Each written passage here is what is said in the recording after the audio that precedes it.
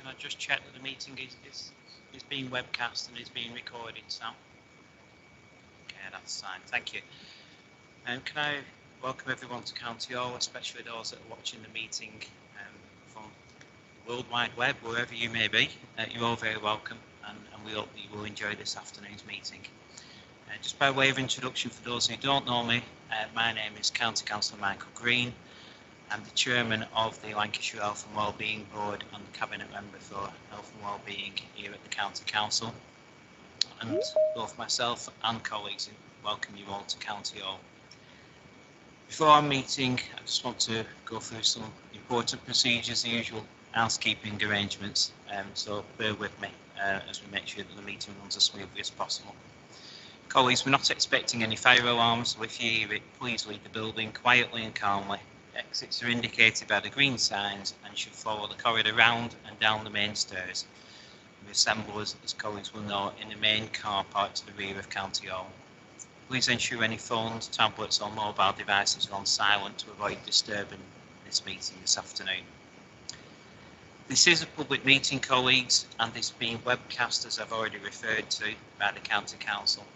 The camera will focus on you when you are speaking, but if you don't want this to happen, please just say so at the beginning of your speech. The County Council is able and happy to accommodate video and audio recordings as long as this is done in a way which doesn't cause disruption, and we do not allow people to make an audio commentary. Anyone filming proceedings, and I don't think anybody will be, but just in case, is asked not to move around the room, to focus only on the speaker and to respect the wishes of speakers. As a County Council, we take no responsibility for filming which is carried out by the media or by individuals. Just to remind members when you are speaking in the meeting of the need to speak directly into the microphones after turning them on in the usual manner, and switch them off when you have finished speaking. Those that are joining virtually are requested to use the raise hand function on Teams, and then I will be asked to bring you in to speak at that appropriate time. Please unmute and then mute yourselves again after you've spoken. Thank you. Apologies for that lengthy introduction. In terms of replacements and apologies for today, I've got a long list. So on my right is Dennis Gizzy, who colleagues will know. Dennis is attending on behalf of Dr. Lindsay Dickinson, Chorley and South Hibble CCG, and Dr. Samantha McCurge, Greater Preston CCG.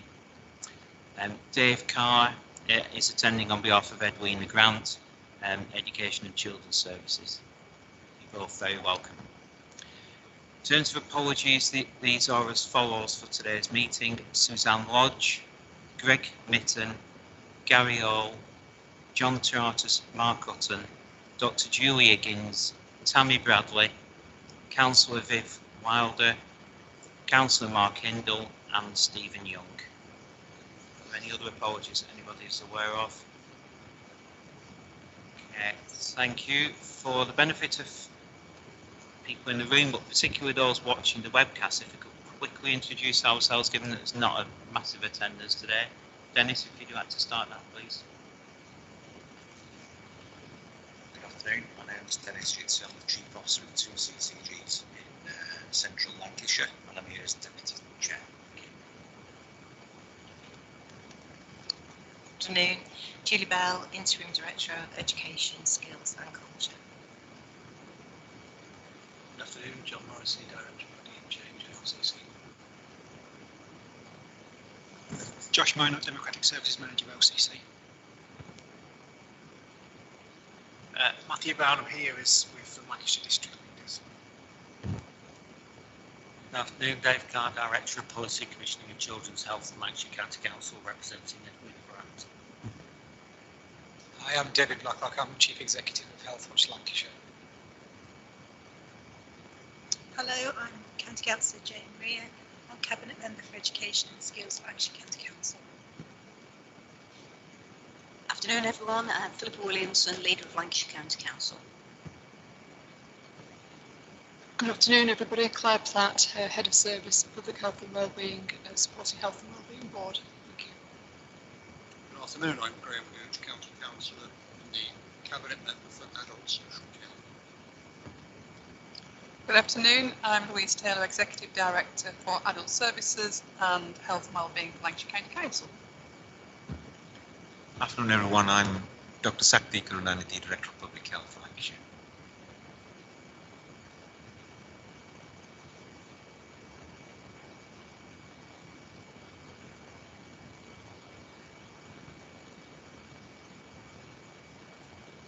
Apologies.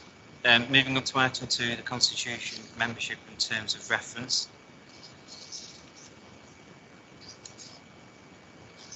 So these were amended at the last council meeting in December, and they are before you for consideration this afternoon.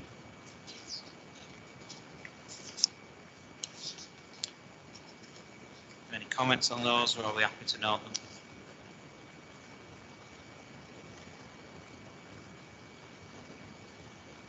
Thank you. If we note that I was appointed as chairman by the said council meeting, and at that point, can I express my thanks in particular to the former chairman of the Health and Wellbeing Board, County Councillor Sean Turner. And if that could be minuted, please, and if we could send a letter of thanks to Councillor Turner for the work which he did as chairman of this board. Councillor Turner has moved on to a new portfolio dealing with environment and climate change, but again, that fits very much across the agendas, as we'll see from subsequent reports on today's agenda. But yeah, if we can thank him for his service. Moving on, the next item on item 2 is to agree the appointment of the deputy chairman. So I throw that open to the floor for any comments before I make a comment myself. Seen any indication? Nobody online indicating no. Okay, so if I can comment generally, in my view, the deputy chair has always been fulfilled by a representative from the NHS, and I think that's a sensible way to proceed, and I think we should leave that to whoever the NHS appoints as their representative moving forward. But in the interim, I consider it would be wise and prudent to use the experience that Dennis offers in that role. So I'd be happy from the chair, if I can do that, from the chair I'd be happy to propose Dennis to be deputy chair, but I'll take any further comments or proposals. Councillor Gooch. Thank you.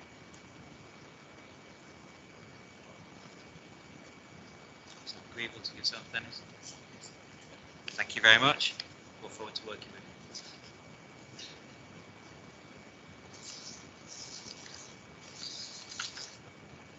Item 3, are there any pecuniary or non-pecuniary interests that any members wish to declare?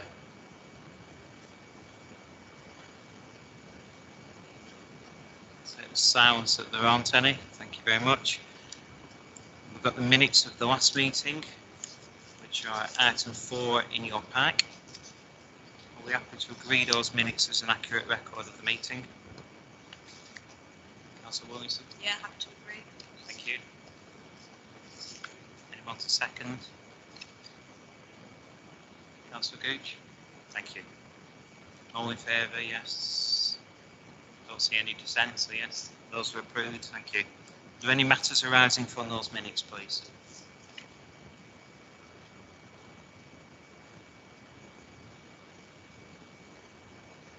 No. Okay, thank you. Moving on to item 5 then. That's the SEND subcommittee, which was established by the Health and Wellbeing Board. That report is before you. Does anyone wish to speak on it? Julie, do you want to say some words, and then I'll bring in Councillor Rhea? Yes, just to say that you've got before you the final report requesting that we disestablish the SEND subcommittee. I believe that it successfully achieved a good result for us in the end. It was about the 5 interventions that were in place for the SEND service, and we successfully came through that in November 2021.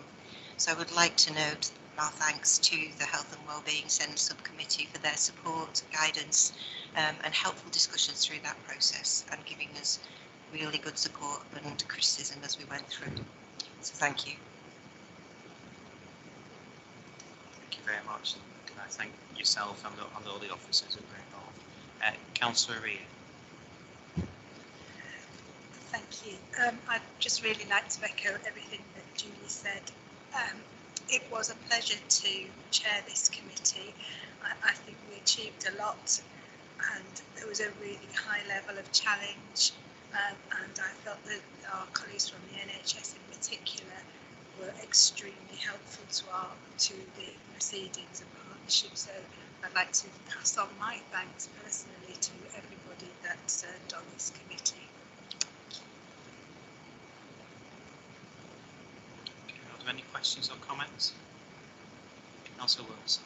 Yeah, and just to endorse what's been said, really, I think I chaired that committee right at the beginning. It was a great example of member-officer collaboration, but also NHS county council collaboration as well. It really was a true partnership, and was probably one of the most challenging subcommittees or task groups I've ever chaired, because it got really into the meat of it, and as a result made great progress, and that was shown in the final outcome from the report. So thanks to everybody involved, and I'd recommend taking that approach again if the situation comes up.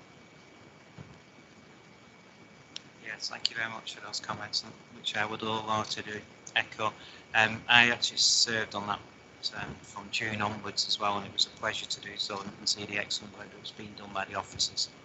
So if that can be fed back to them, please, and thanks to all of them. And again, if that can be minuted, and also thanks to County Councillor Townley, who served on that as well over the last few months, and who made a real difference. Can I particularly thank County Councillor Ria for chairing that over the last few months and taking over from Councillor Williamson. And yeah, as I say, it was a pleasure to serve on it and to see the real progress that was being made on behalf of the residents of Lancashire. So well done. Are we happy to accept the recommendations that are before us in the paper? Okay, thank you. That's approved then.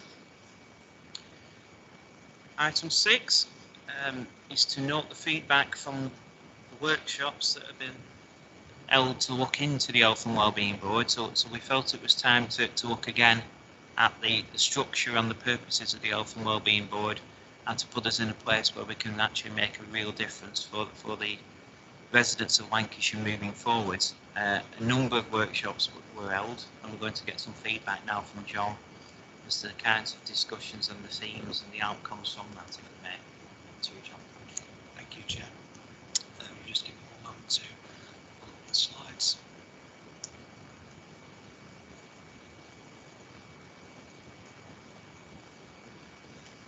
So, as you've indicated, Chair, during the course of last autumn, there were 3 sessions facilitated in order to look at and to engage with the key range of stakeholders on how we could further develop and strengthen the role of the Health and Wellbeing Board, and given all of the associated developments that have happened across the whole system.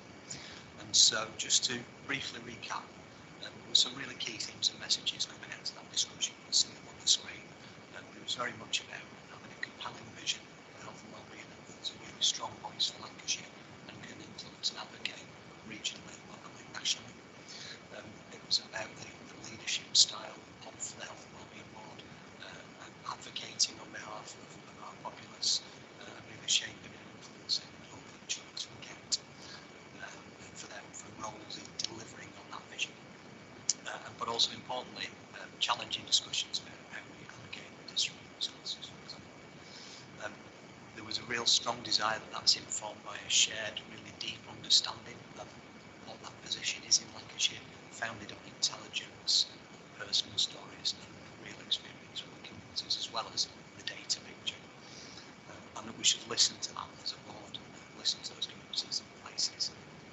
There was an ask that the board be really confident that everything it does will really have an impact and make a difference for people in Lancashire. And a recognition that in order to do that, the board really has to exercise a tight focus in terms of the issues and the places where it really wants to exert that influence and make a difference. In terms of responding then to that feedback, just summed that up there in terms of some of the strategic actions and the initial improvement priorities. So the strategic actions coming out of that feedback were identified were really about developing the role of the board, about ensuring that we could promote health in all of our policies across a wide range of our institutions, and about how we align with that range of other partnerships, more which are well established, some which are finding their feet at the moment, and it's a complex landscape. In terms of those priorities for getting started on a process of continuous improvement, three themes which you'll see throughout these slides: a better start in life, healthy hearts and healthy minds. There's beginnings there of identifying some key activity strands within that which Sandy and his team are working towards. There was a good deal of feedback about how the board could and should operate differently. And there were three areas for development that were identified in order to drive that improvement. The first was in how we can support the development of the role of the board and its members. Particularly, people were talking about the relationship to systems and systems leadership across the whole of Lancashire and the complex membership and governance that we see. The second area was really providing very practical support for how partners can continue to improve and keep making small but important changes that take us closer and closer to our picture of health and well-being for all of the population. And how, for example, we share good practice and we share resources across partners and really learn from and improve from the work that each is doing. And then the third area was about how we strengthen the board's capability to in-person and learn and gather that lived experience.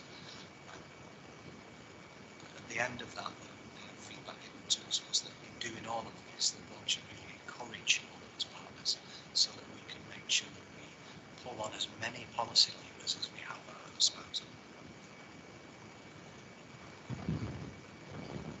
Sorry, yeah.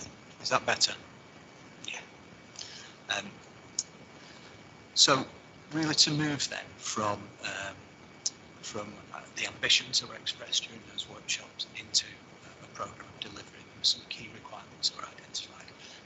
It's going to be important that we can commit sufficient resources to enable us to do this, and that we can really join up the deployment of those resources across the various partners and stakeholders. And the second was around identifying some methodologies and toolkits that we can really use. So things like how we would do appreciative inquiry to make sure we've got really wide-scale engagement that we're hearing from and listening to our population, and how we really drive rapid improvement with things like quality circles, sprints, agile. There's a great deal of experience within the health service in terms of a number of those areas. And the third area was identified as the joint data and analytical capacity that we need in order to develop that very granular and powerful picture of needs and opportunities across Lancashire. And so that really requires resources to support those three key areas identified in the previous slide around developing the board and its role, driving system improvement across that wide system, and how we deliver on community engagement. So summarised there of the back of the workshops, the draft vision and partnership based on the engagement so far.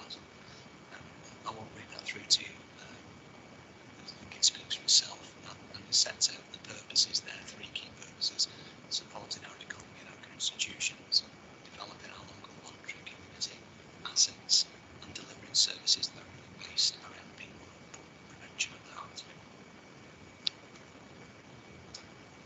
Those initial priorities have been alluded to, but in detail they are the better start, healthy hearts and healthy minds. And in each of those areas, you've got a particular focus there around better start, achieving the best start in life for all of our children and young people, prevention and early detection of long-term conditions and their root causes, and promoting well-being in our communities and workplaces across the economy. In terms of governance and meetings, it was recognised that we'd need to do some further work around membership of the board, around the regularity of these meetings, and particular location. We agreed that wherever possible, those would be place-based meetings, because it was identified that we've got fantastic examples of a public health approach and a really successful population health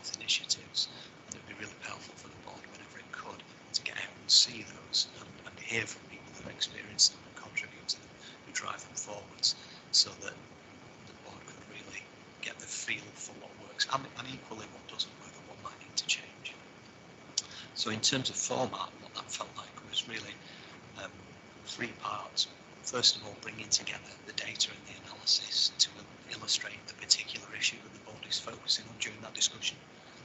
Then looking at examples of where that's worked. As I say, perhaps that might be if you're talking about healthy weight and weight management, being part of a project out there which is really demonstrating that in the community and had some success.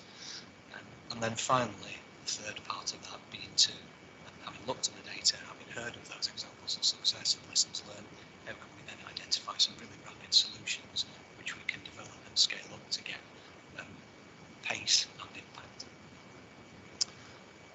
And then finally, there were a series of 4 proposed next steps, development and implementation plan and that ongoing engagement, and that include the revised and refreshed terms of reference which you referred to earlier, Chair. The second part was we needed to identify that support and capacity for continuous improvement, and those are discussions which some of the County Council will be having on Saturday night and taking forward.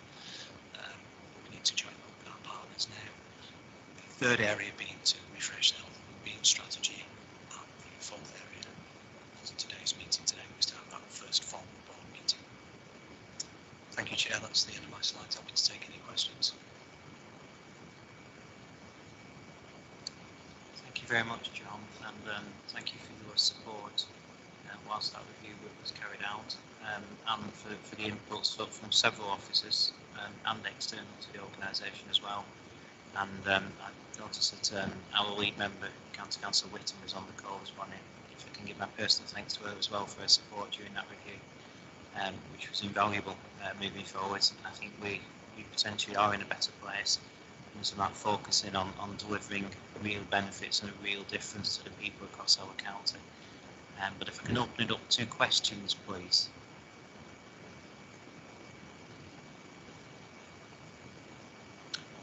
Councillor Brown. Yeah, thank you for that update.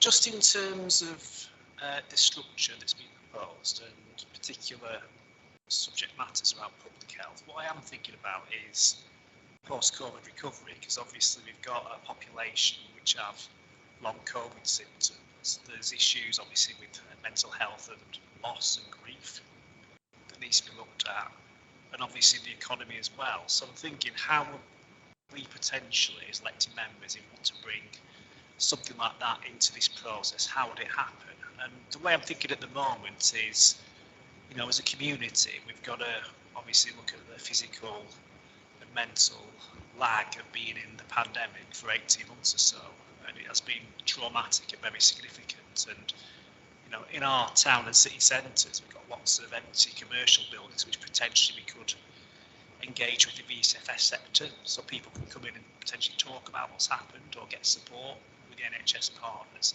Just some thoughts I've had. I just wondered, would this be the appropriate mechanism to pursue something like this? And if it isn't, what would be? Thank you.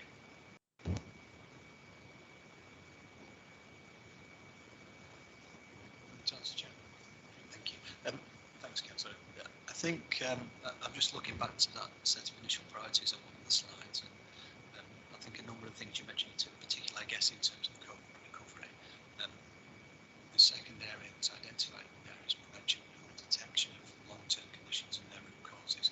I guess that discussion post-COVID will be a different discussion than it might have been pre-COVID, because certainly our NHS colleagues are under a huge amount of pressure in terms of delayed long-term condition issues, which are becoming more of a service and causing pressure on the system. And there is, as you said, for example, on COVID, potentially almost an entirely new area to be focused on. The third area in terms of well-being in our communities, and while we know that there are significant impacts around mental health, for example, that have come out of the pandemic that will need to be addressed. So I might need to hand over to Sat to talk about maybe some of the detail of how they are identified and worked through, but I think absolutely those kinds of discussions will be really important for the board as a whole to have a view on and a plan for moving forward on them.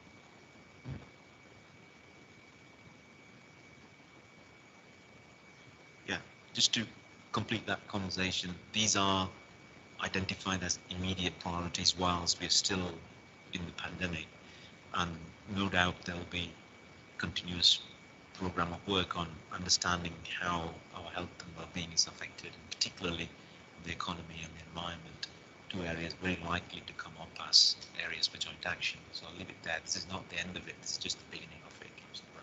Thank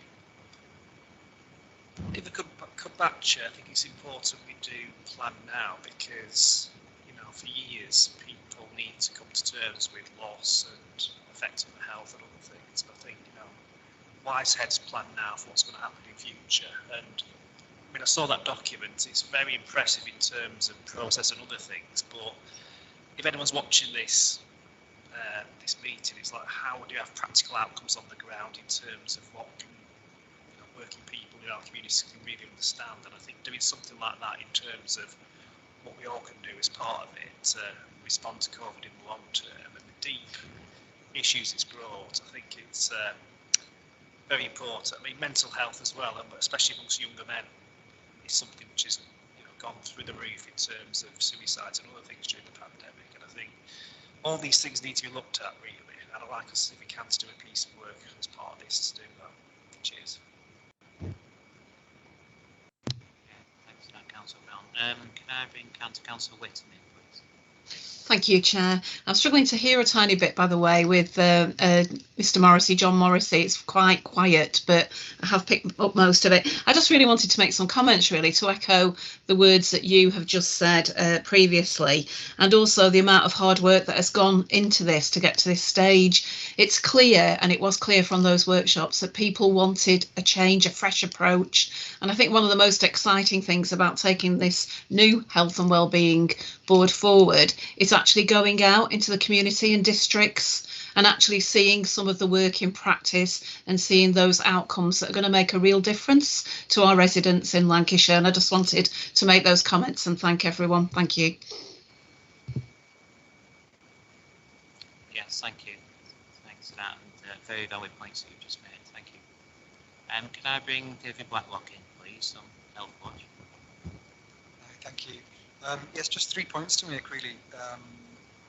So I think, you know, obviously Health Watch will be very willing and able to support with reaching out into those communities and carrying out some of that engagement activity. We'd certainly be happy to be involved with that in whatever way we can. I really like the idea of board members taking responsibility for particular areas or topics or issues. I think that's helpful. I think often I've been on the Health and Wellbeing Board for quite a while, and there's lot, you know, we've had lots of very informative meetings, but I don't feel like I've been able to drive anything forward. So I think actually having responsibility and accountability to drive an agenda, a particular agenda forward, would be really welcomed and you know, useful. And finally, Health Watch has been working with local citizens and the NHS to come up with a new model of engaging in the 5 local areas that the NHS work on. And so we're about to establish some health and care forums, which is about having regular ongoing dialogue with local communities about the big issues that matter to them around health and care. It would be really helpful if we could kind of join together some of our thinking around that, avoid duplication. But the idea is that we really reach out deeply into those communities and hear what matters to people and respond to them. So it would be useful for maybe some of us to touch base on how we connect all of that together. I think so. Thank you.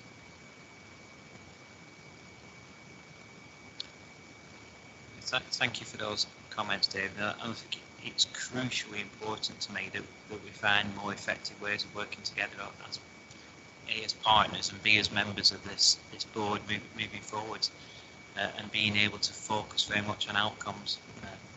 Personally, whilst I chair this board, I want us to focus on those outcomes moving forward. That's where we can make a difference. And some of it will take a long time to see those differences come through. We all realise that, but we want to keep sort of a laser focus on achieving those outcomes, whether they are in the short term or in the long term. Thank you. Any further questions or comments, please? Dave Carr. Comment rather than a question. There were three things in there that resonated, I suppose. It was the bringing together the data and analysis, which will start to guide what it is we need to focus on. That experience of successful solutions and approaches, so that's where you get that stuff that's going on in communities that's really working, and the rapid solutions. And we come on to the annual report later, but that gives us some of those high-level measures, doesn't it? And starts to take us down then into actually what are the things that we're going to focus on, and how do we get the right measures in terms of the impact of the outcomes that we're looking to achieve.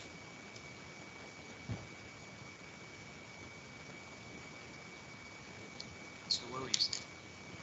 Thank you, Chair.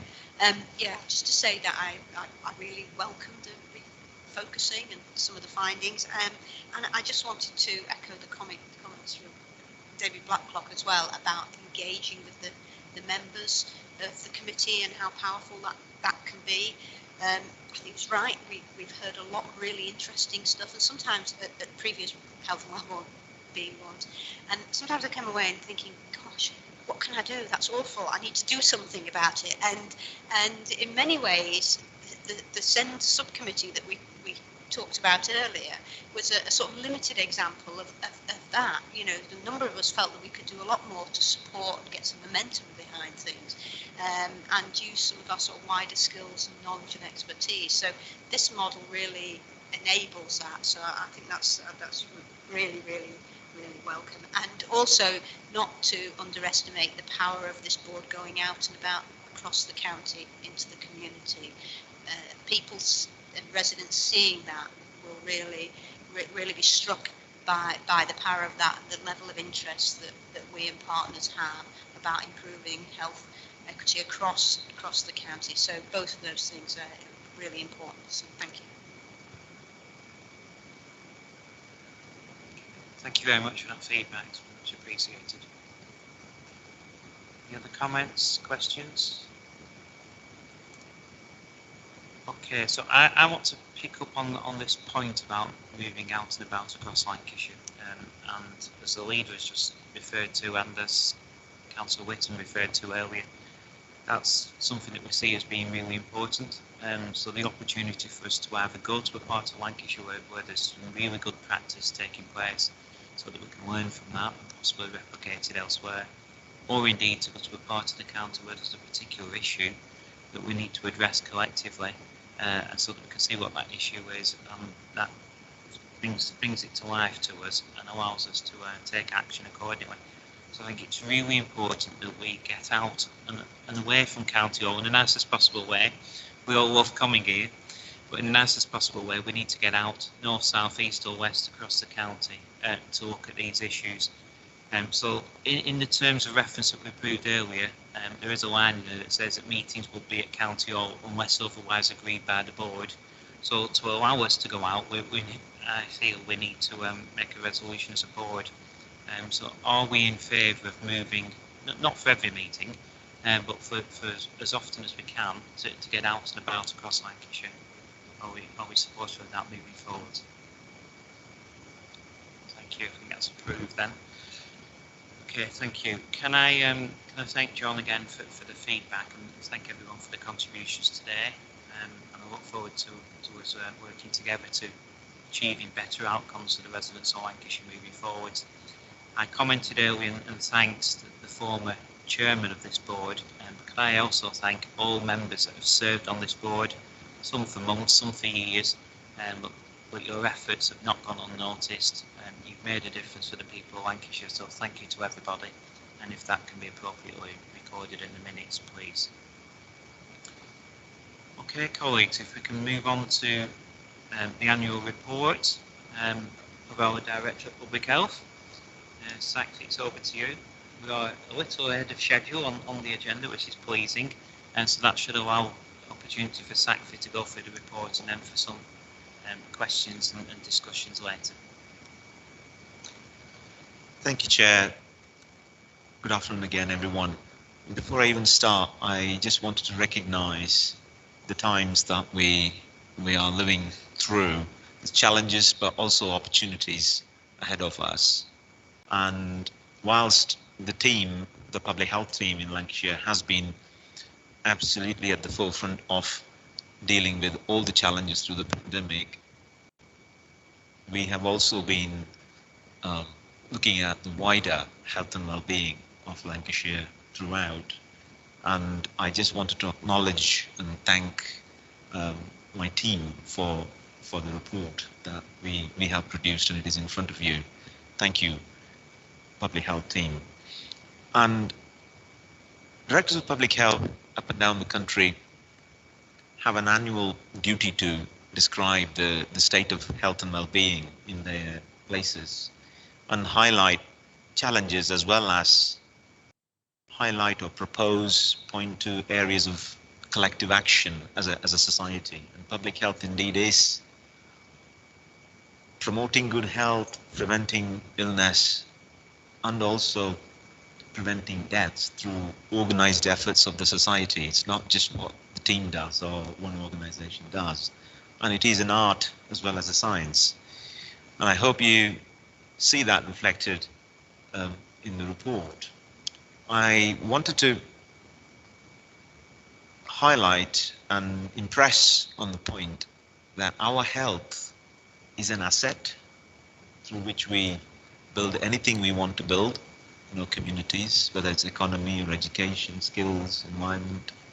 Our health is a fundamental asset, and if there is one thing that I would recommend or impress on, or trying to change your minds or under the minds of the readers, is to see health not as a liability, but actually as an asset for our own selves and in our communities. And our health is not just about how good quality and accessible our healthcare services are. They are very important. The NHS and the social care services that we hold very dearly to are incredibly central when we need them. But actually, how healthy somebody is determined by a wide range of factors. 20% of that is influenced by the NHS and healthcare and clinical services, and 80% of our health is actually determined by the conditions in which we are born, the conditions in which we live, and indeed we work and generally enjoy. We call them wider determinants of health or social determinants of health. And that's what we've tried to highlight, how the state of our determinants are in Lancashire in this report as well. This report is meant to generate conversations and dialogue than pass any judgments. And that's how that is structured as well. And I hope that this is one of the many conversations that we'll have. And indeed, we have planned quite a lot of communication, engagement, and conversations across Lancashire. But it so happens that Health and Wellbeing Board falls just a week before our cabinet.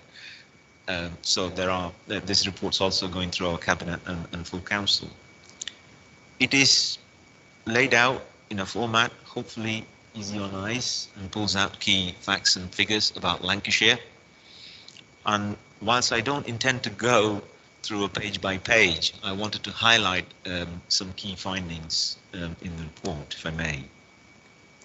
And I'm recognizing the impact of COVID, but I'm intentionally highlighting the wider factors that have affected our health and well-being. First thing to say is our children. If there's one thing that will determine the future health and well-being of Lancashire, it is how best our children start their lives, how best the babies born in Lancashire start their lives. And that is indeed the first port of call to look to. There are challenges across Lancashire, and one of the key markers for how well our children are ready to learn, which is what we call school readiness, is a key factor that is worse than England in average terms. And just a health warning again, there is quite a lot of data that sits behind this, and we will be publishing all of that by district and smaller geographies, and this is a summary for Lancashire level. Just say this in case somebody's wondering, I want to see what my district's data is. It's all available and will be published.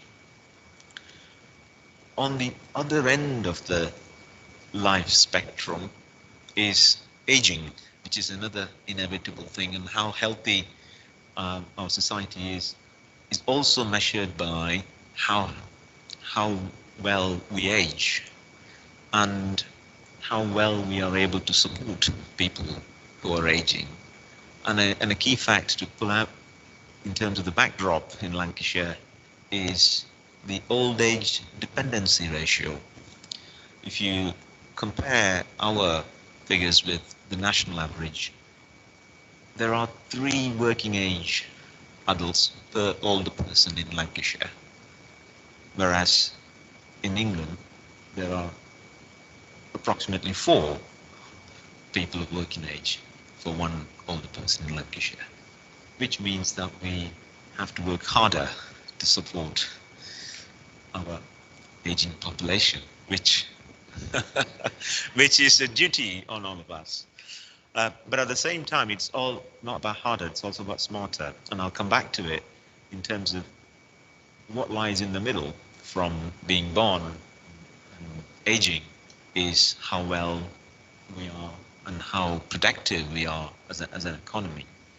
Another key fact, in Lancashire, working age productivity loss to our economy due to less being, how much productivity affects our economy, in the region of £8 billion. £8 billion.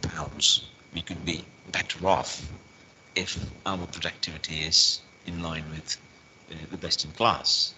And out of that £8 billion, and there's more details in the report, about £1.3 billion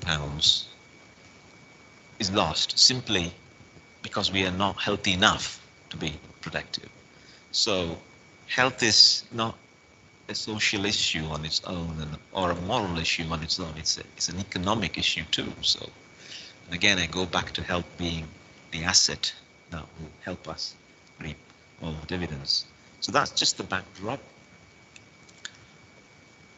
Lifestyles or healthy behaviors, as it is more commonly becoming known, contributes to about 40% of how well we live our lives. And that is smoking, obesity, alcohol, even good sleep, mental health, all of that. We have a huge challenge, but also opportunities, which I'll come back to, in front of us when it comes to healthy weight, physical activity, smoking.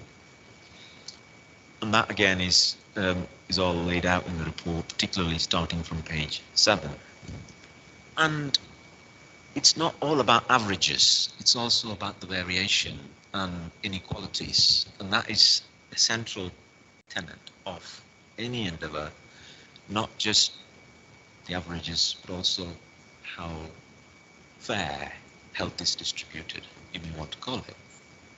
And there are 2 key measures. These are globally recognized measures to describe the health of the society and how it's distributed within communities. One is the life expectancy at birth. So on average, how long one is expected to live. The other one is healthy life expectancy at birth, which is how long one is expected to live in good health. And if you look at chapter 2, page 8, life expectancy at birth in Lancashire for females is 82 years. And for men, it's 78.3 years. If you relate that to healthy life expectancy for women, it's 62 years. And that means our women live on average 20 years in poor health, and men 18.3 years in poor health. And that is significantly different and lower. That gap is worse when you compare that with English averages. And that goes back to directly it affects a number of facets of life, from how well we start, but also how well we work and how well we live between life and death, and directly relates to the contribution that our health makes on our economy. Just moving on, COVID, we can't ignore COVID. The pandemic has, in fact, highlighted how intrinsically our health and economy are linked. Never will we wish that we will be in a similar situation, but it's not realistic to expect we will never be in this situation. Pandemics do occur every 100 years. They severely affect it, but every 10, 15 years, something challenging happens. And where we've had vulnerabilities, as in structural factors by housing, the type of jobs, ethnic mix, population, that's where we've been hit hard by the pandemic. And indeed, the nature of the economy, particularly hospitality industry, transport, tourism industry, there is an imperative on us to be prepared for responding to future threats, and that has only been highlighted by this pandemic, and we will continue to respond to the ongoing threats and be prepared for future threats to our health. But this again is continuing to demonstrate that unequal distribution of risk factors and our health outcomes has a direct relationship with how well we are able to respond to threats. So it's another imperative to reduce inequalities in Lancashire. Chair, I'm not intending to go page by page, but I will just highlight key points, and then my intention is to move on to the key opportunities in front of us. So when you move through the report, early years, children and young people, there are some concerning statistics in terms of children being looked after is increasing and it's getting worse. How safe our roads are for children and young people, I know it's a shared priority for us and work's ongoing. But our focus, as you've already seen through the Health and Wellbeing Board workshops and deliberations, we've chosen to focus on school readiness as the central outcome for our children. And every other sector, all the partners have a valid and an important contribution to make, whether that is good maternity care or early interventions or child poverty, income, vulnerable children's households, or indeed our health visitors, speech and language therapy, the list goes on. And we have focused on school readiness as the immediate priority that sort of cuts across all our shared goals, whilst not losing focus on some of the important immediate things like overweight and obesity in children.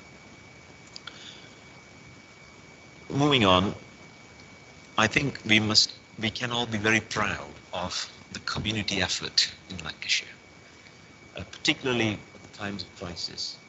We saw time and time again our communities, voluntary community faith sector, volunteers really rising up to the challenge with that Lancastrian spirit, as I call it, in helping each other in times of need. I think we have so much to be proud of in recognizing the value of voluntary community and faith sector colleagues and groups that make in improving our health and well-being, and we'll continue to embrace that. We'll continue to support that sector in all sorts of ways that we possibly can. And I want to close my remarks by focusing on 3 E's, if you will: environment, education, and economy, as key levers that will go much further, faster, and deeper in improving our health and well-being than anything else. And as the report lays out, the core benefits of our actions to address climate change and environmental challenges and health and well-being is huge, whether that is active travel, addressing fuel poverty, or indeed, as we highlight this on page 18, the experience of extreme weather can actually increase the mental health problems by 50%. And this is not to be underestimated, given all the comments that we've already heard today about impact of the pandemic on mental health, and that's just one factor. The economy, whilst it may often get juxtaposed as it's a trade-off you make, whether you invest in health or economy. Actually, it's a false economy to have that dichotomy. And I've already highlighted the importance of health-related loss of productivity in Lancashire. It's a huge price for us to achieve more than £1 billion just by working on mental health of the working age population. So health of the working age population, and then the role that mental health has to play in it is enormous. And we've already started to make alliances and partnerships with various programs across Lancashire and employers to address that. And then the final one, but it is the fundamental one, is education. Education for maintaining or learning key life skills, education to earn, but more importantly, education as a lifelong endeavor to almost achieve up to self-realization, I would say. But the role of education in adults is equally important.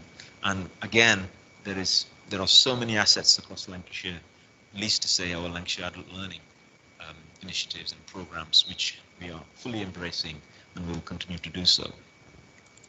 That, Chair, brings me on to the importance of healthy aging. And a key thing that I want to highlight about the health of our older people is loneliness. And that loneliness is sometimes considered worse than smoking and the health impacts of smoking.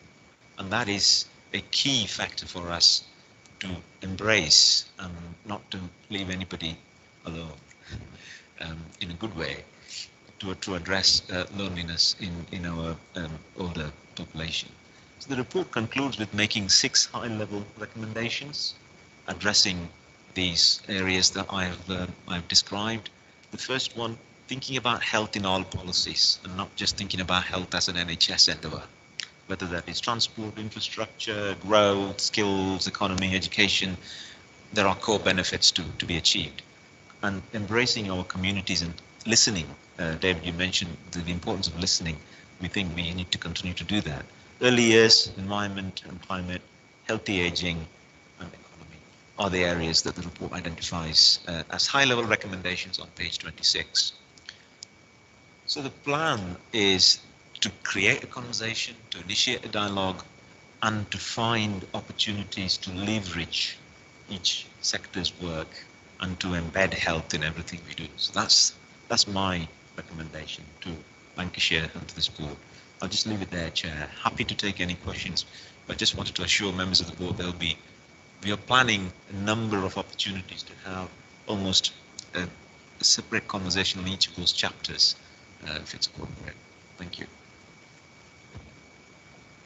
Thank you very much, Saxi, to yourself and your team for what is a very comprehensive report, and it does raise a number of issues, some of which we've clearly seen previously, and we've seen many of these previously, but some of it just brings it out in a new way altogether, and to me it's making those links right across different areas of working, and you're absolutely right, you've touched on economy, education and environment, and I think these are all important issues moving forwards, and different ways of looking at it in the round that can make a real difference moving forwards.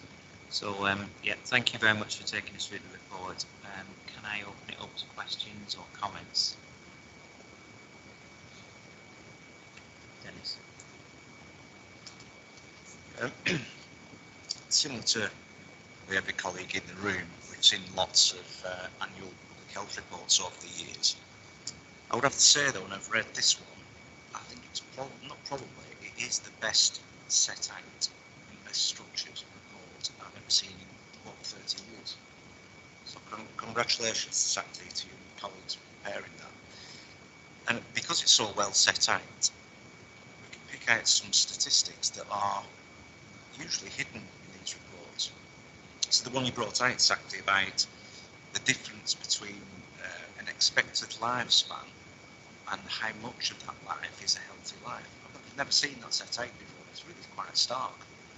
So everybody in this room and everybody out there will live 3/4 of their life in reasonable health and a quarter in not so reasonable health. It's quite a shocking statistic. If we look at the impact of a global pandemic on most vulnerable people in society, and we've got lots of them in their final 20% of their life or 25% of their life, it's hardly surprising we've had so many problems. So I think it's really well set out. The final point I wanted to make, because I could talk about this report all afternoon,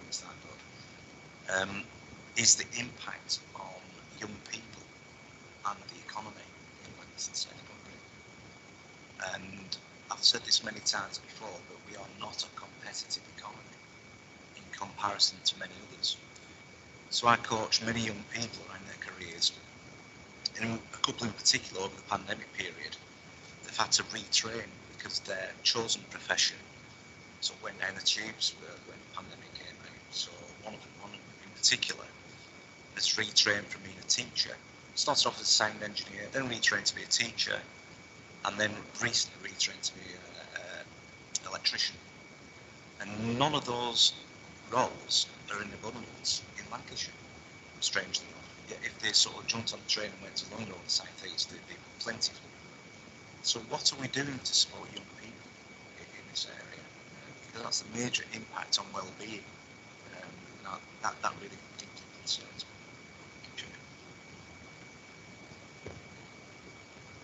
Thank you for the feedback. Praise indeed.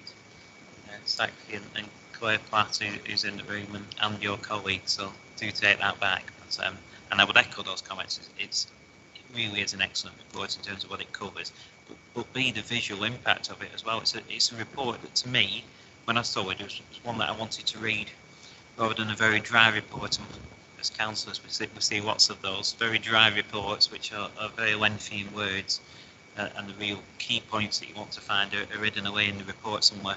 Rather, this brings it to light. So I would echo Dennis's comments. Councillor Brown.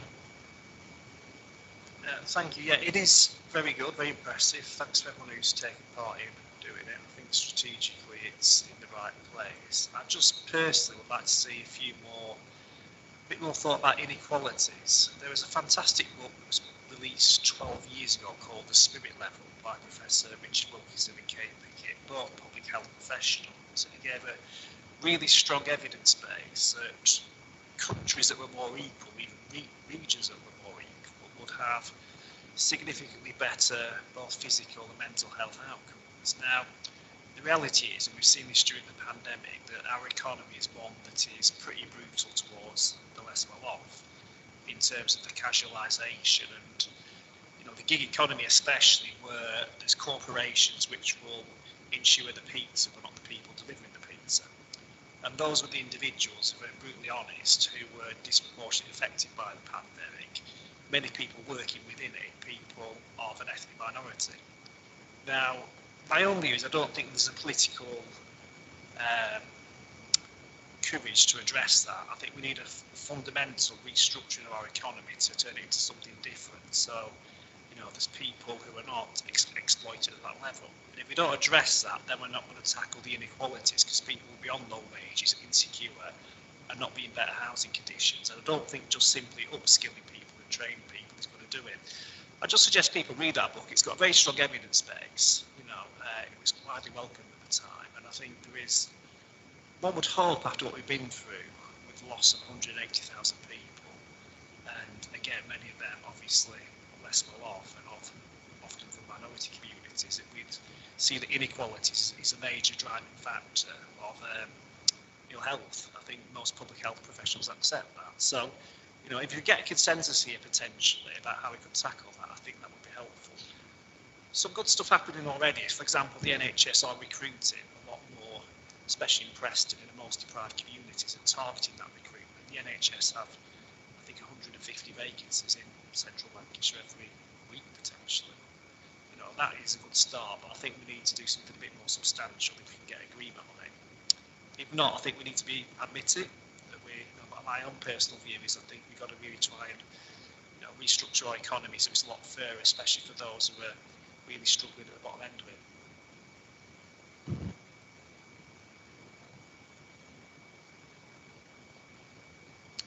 Thank you, Councillor Pounds. Interesting comments. Councillor Gooch, please. Yes, I'd like to echo what Dr. Karen Matthew has said about loneliness. It's very difficult, and because during the pandemic, all the things like the dementia cafes, the natural culture, all this sort of thing had to close down. And that's where communities can really start putting that together. I'm told by GPs that a lot of people will be going along to the surgery once a week, not because there's anything wrong with them, but it's just part of their social life to get out and talk to somebody. So I think with that, and even loneliness in care homes, if we can get sort of community groups, faith groups, and everything together to get these meetings going, I think that would be most helpful. Because also I notice that sort of, particularly men stuck at home alone then tend to smoke. So they're in for a double whammy.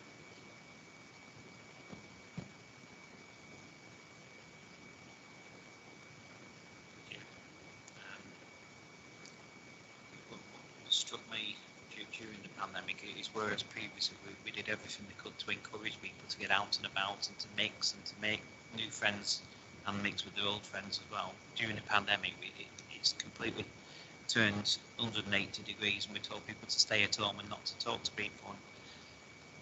And we will pay a price for that ultimately. It's done for the very best of reasons, but nevertheless there is an impact which follows from that, so it's something which needs to be addressed both locally and nationally. Any other comments or questions at this stage? Councillor Williamson. Yeah, just very briefly. First of all, to say thanks to the public health teams for the work on this, whilst doing lots of other good things as well, which I'm sure has been quite trying. But this is a really engaging document. When I got it, I immediately printed it off. I know you're not meant to print things off these days, but I printed it off. I'm carrying it around with me, and I keep dipping into it because it really is engaging, and it kind of makes you think, as Dennis said. So congratulations on that. It makes you think, but it also gives you some pointers towards the opportunities which Zachary highlighted. As far as the recommendations in the report concerned, I just say I would endorse all of those, but particularly the point about policy development and thinking about this all the time. It's a cross-cutting issue, and we need to treat it in that way and just start working in that way, both across the NHS, but with ourselves as well. And other partners.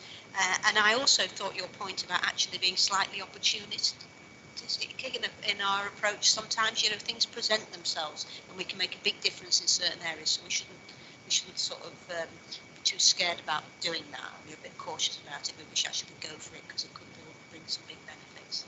So thanks very much to everybody. Thank you for that feedback, and this report will be going to the Cabinet meeting next week, so I look forward to Councillor Williamson making similar comments there, potentially. I don't wish to prejudge it. Thanks.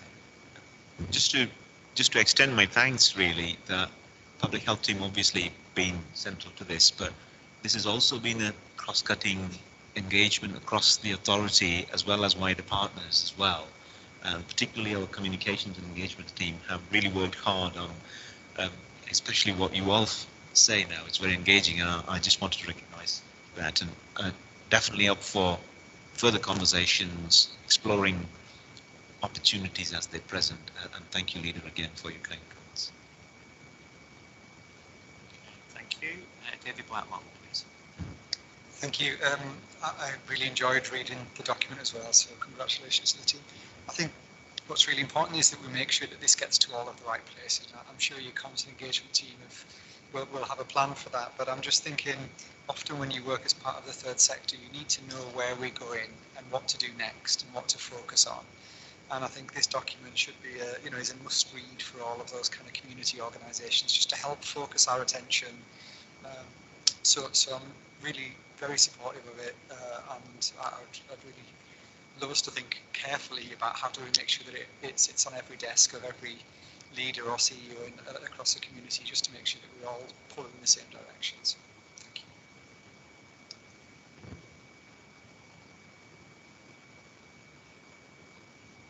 you. Louise Taylor. So obviously, like everybody else, I think it is really helpful and really accessible, which is great. I suppose it's just an ask now from you, of us, what it is you'd want the Health and Wellbeing Board, because in receiving it and acknowledging how good it is, it feels that it's incumbent on us to do something more than just note it, really. And really to be guided by you, what you'd want this, commending ourselves to taking this board forward in a different way. So if we're intent on doing different and delivering, what you'd like us to do as representatives on this board now to help us move this on. Thank you, Louise, for that. The immediate response is that we'll need to link this with the board development conversation that we've had. Immediately, if the board is willing to endorse this, as I said before, the sequencing of this got a bit out of order, but if the board is willing to endorse the recommendations, I think that's the first step. The second step would be to link this with the board development of the board work program, particularly if board members are willing to champion one or two or one of those recommendations of the champions, then that gives the board something to get behind as individual members. And the commitment from us, public health team and wider health and wellbeing teams across Lancashire, is to support that endeavour in bringing more intelligence on what works and good practice in terms of policies to help through. So I wasn't putting that as a recommendation for this board, but those would be my responses, and it'd be great to note that and agree that as a board here, if that is possible, Chair. Thank you. David again. Yeah, just a further comment, really. I mean, I think, as we think about the health and wellbeing strategy and this document, I'm left thinking about what is it that I need to do, again back to Louise's point. So there's something about being an ambassador and being a champion for a particular topic. So I don't know whether that's that the board picks a topic that we become very interested in, or whether each individual board member takes a responsibility to champion or become ambassadorial about a particular issue. But I think we need to think more about what does that actually mean that I need to do. So do I need to go and talk about something? Do I need to go and present somewhere? Who do I need to, do I need to engage with the third sector more on a particular topic? Or so for me, if we want, in the spirit of doing things differently, I think we need to put some time and attention into, and so what's the expectation on me as a board member to kind of drive part of the agenda, the shared agenda, to, forwards. Very willing to think about what that means for me as a member.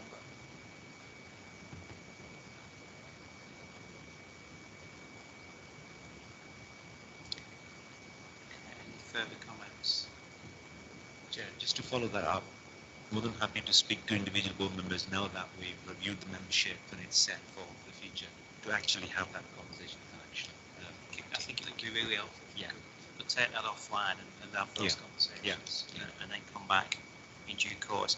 And on page 46 of today's papers, page 26 of the report is set out the 6 high-level recommendations. I'm taking it from comments that we're broadly supportive of those recommendations moving forwards. Okay, thank you very much, and thank you again for all the work that's gone into this.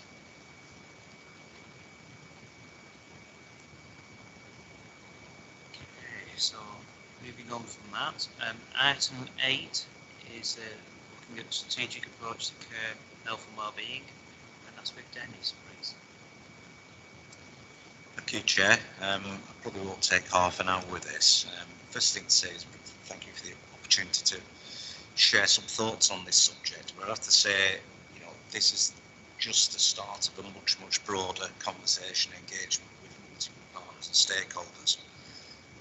So what I'll try and bring this afternoon is a collection of early thoughts that I've heard through some semi-structured discussions with lots of different people and been in various meetings over the last couple of years as we managed the pandemic. So there's certainly not the thoughts of Dennis Jitsi imparted to the Health and Wellbeing Board. There's elements of that, but it's not the whole part. So I thought the way to structure this is to do it in 3 parts. So first, the context. What have we learned from the last 18 months to 2 years? What we consider doing better together as we move forward, and the third part is what the essential requirements will be to do that, do it really well. Just starting with the context then, and again, I'm going to sort of heap some praise on the integrated working and the partnership that we've seen over the last 18 months and 2 years. In my opinion, it's been the greatest exercise in integrated planning and working of a generation, probably more than a generation. The way in which we've had to mobilise our resources, our people, our community resources, our skills, etc., has been phenomenal over that period, and we'll still continue to do that. But some basic observations, and I think many colleagues have already said it this afternoon, it's certainly writ large in the report that SACD has just delivered. The citizens that we have most and the most adversely affected groups in society, those most clinically vulnerable, those most economically vulnerable, as Councillor Goop said, those most isolated and lonely, those who find connections with mainstream services difficult, and those disproportionately affected social groups. And it's not just the types of groups that we usually see in health reports or public health reports, but also I said before, we found some really quite strange anomalies over the last 2 years. And one of the groups that have been disproportionately affected have been young people. Younger people who've been used to being social animals, you know, they hunt in packs, they like to go out and do their own thing. They go to university, they haven't been able to do that properly. They haven't been able to build their careers properly, and I think it's a largely hidden from view problem we've got now. So what does all that mean? Well, it endorses our deep-seated appreciation that inequalities still exist in 2022. They haven't disappeared. In fact, we know they haven't disappeared. Have they got any worse? I would like to think they haven't got worse. Certainly not got any better. And also, it's certainly made me reflect, and lots of the colleagues that I work with in the NHS part of the health system, is the interventions and strategies to reduce inequalities over a generation have largely not worked.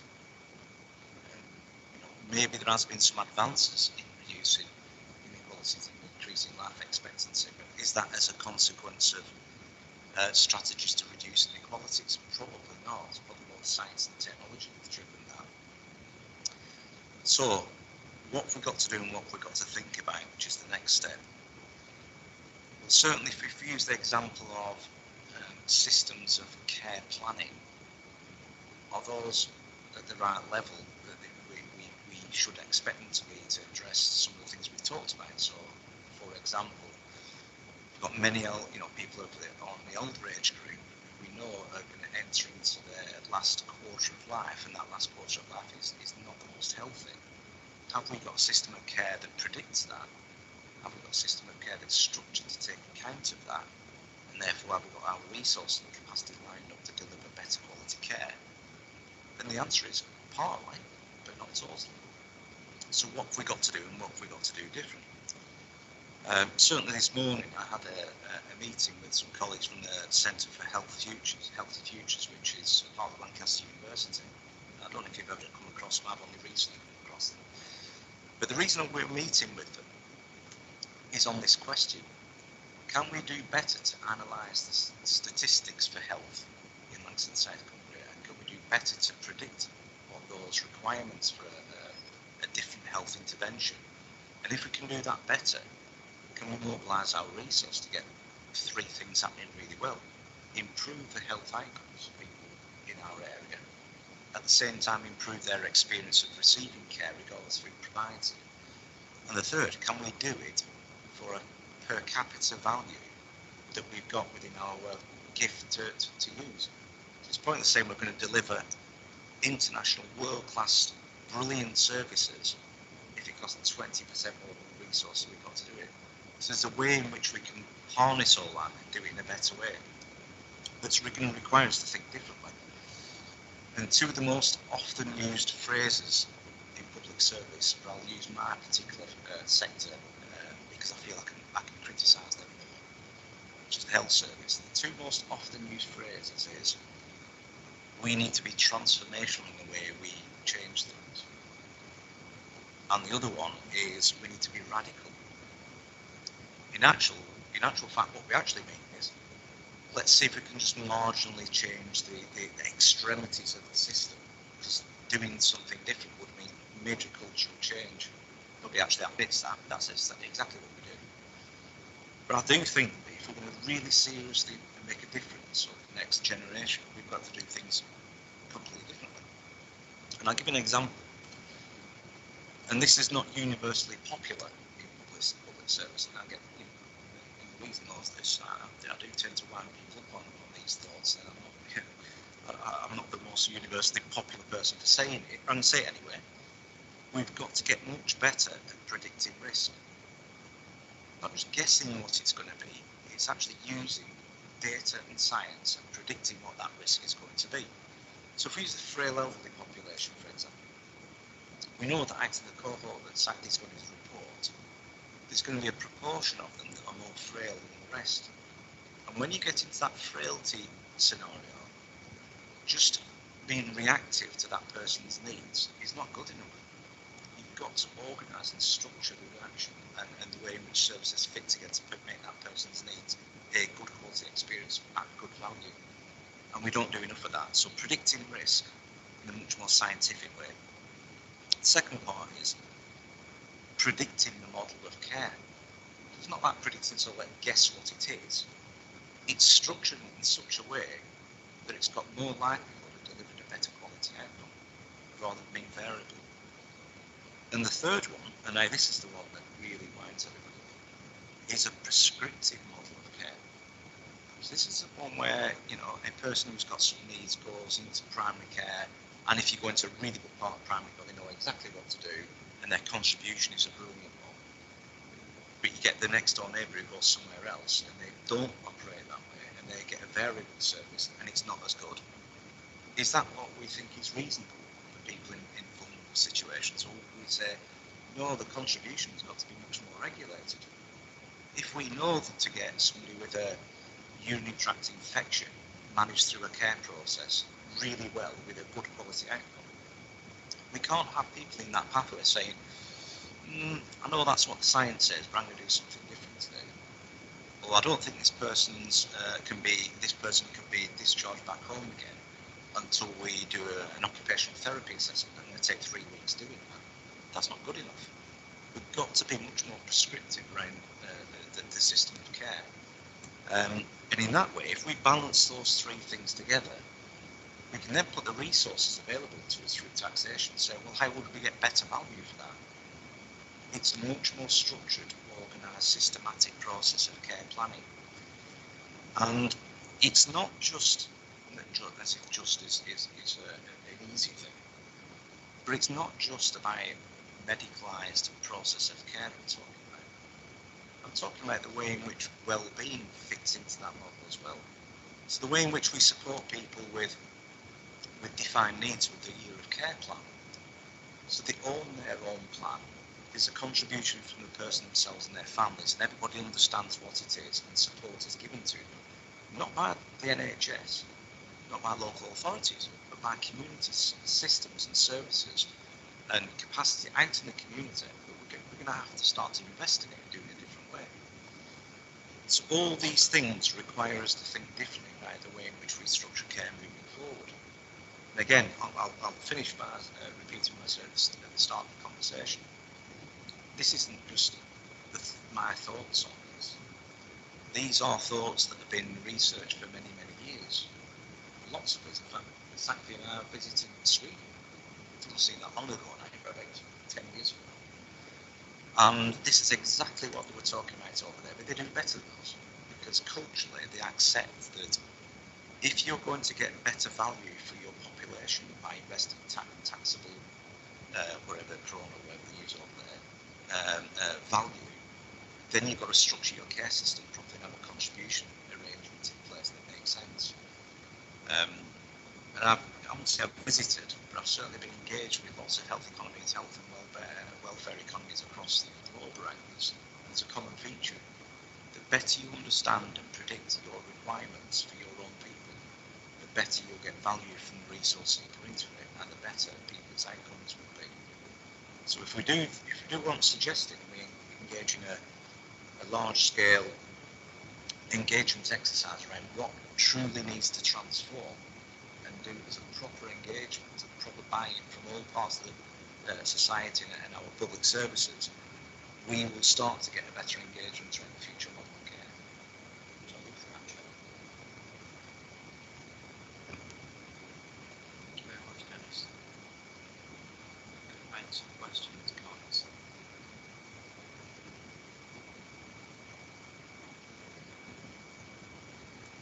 Get lost on into sounds. Ah, really good. Councillor Green, please.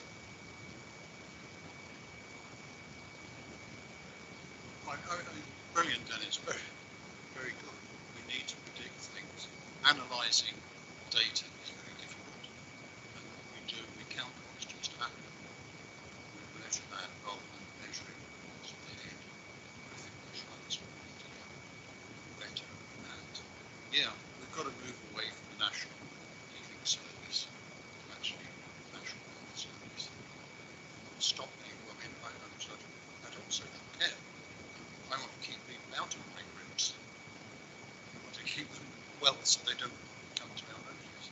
I think there's a great deal in there. How we go about it is very difficult. I'd love to read a note of what you said, but I can't get it down quick enough. I think that's something we've got to consider very seriously about where we go. I'm aware I've been to some of the sessions at Manchester University.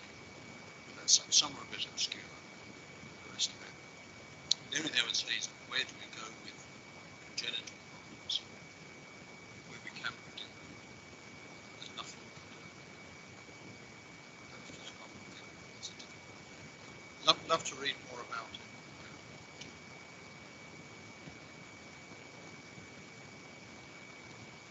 Thanks, Graham. Dave Carr, please. I think you're right, Dennis. Nothing in that I would disagree with. I suppose I was just applying it from a children's services perspective rather than kind of older people's, and I can see some of the work that we're starting to do now around digital is taking us down that route.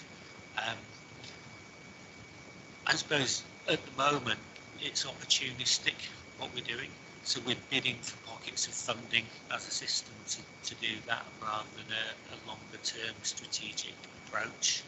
So there is something about how this links with our broader digital strategy across the ICS and how we embed it within that.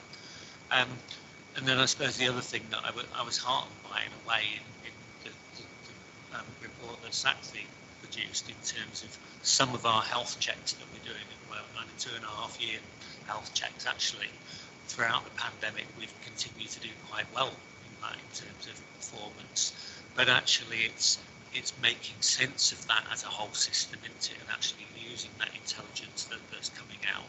And we were asked the other day around speech and language as an example in our annual conversation with Ofsted.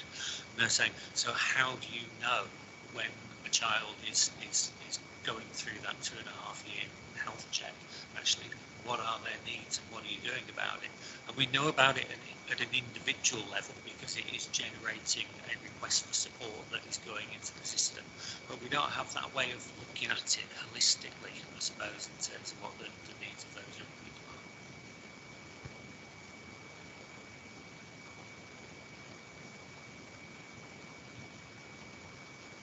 are. Louise Taylor, please.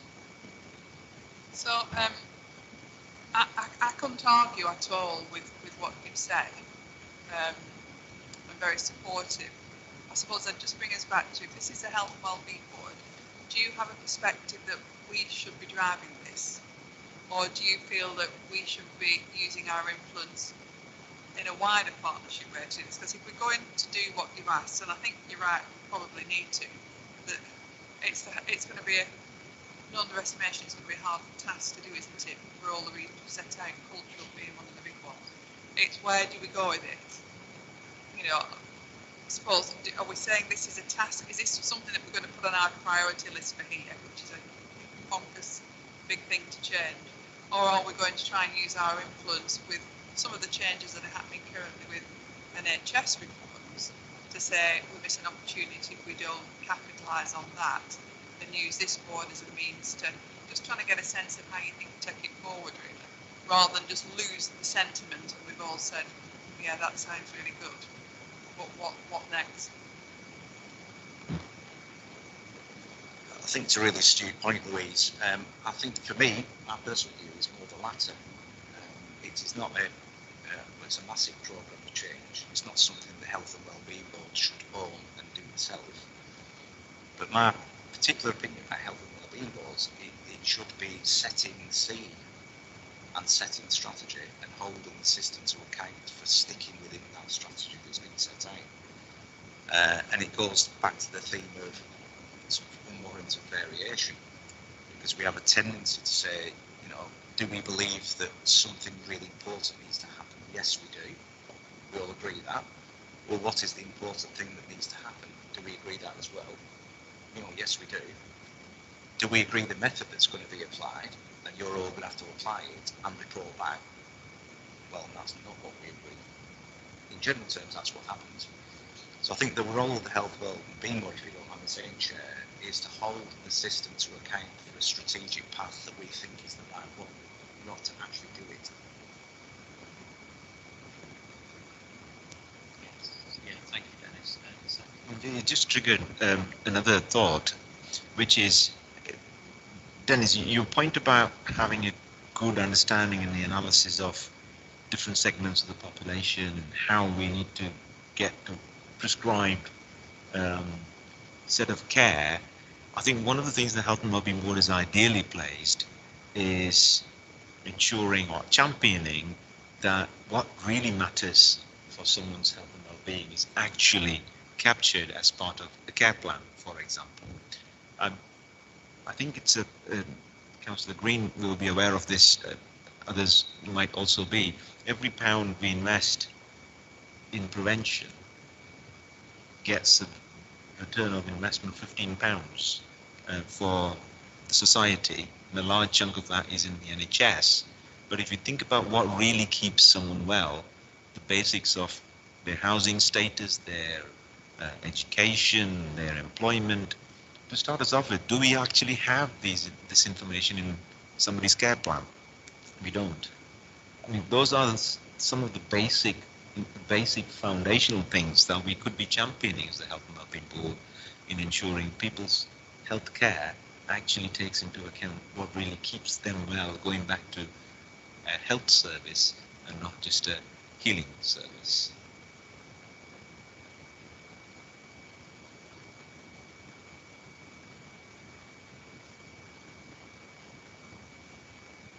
Further comments? Okay, that's fine. Interesting conversation. Okay, thanks, Dennis. Okay, moving on, item 9 is urgent business. I've not received notification of any urgent business to be considered today, and therefore we move on to the date of the next meeting, which is the 8th of March at 2 p.m. The agenda sets out that it will take place at County Hall. Well, it may take place at County Hall or it may take place elsewhere, so we'll notify members of that venue moving forward. So I can thank everyone for joining us today, whether it's in person or virtually. Don't know if we've had lots of people tuning into the meeting, but for those who have taken the trouble, thank you very much for your time. Have a safe journey.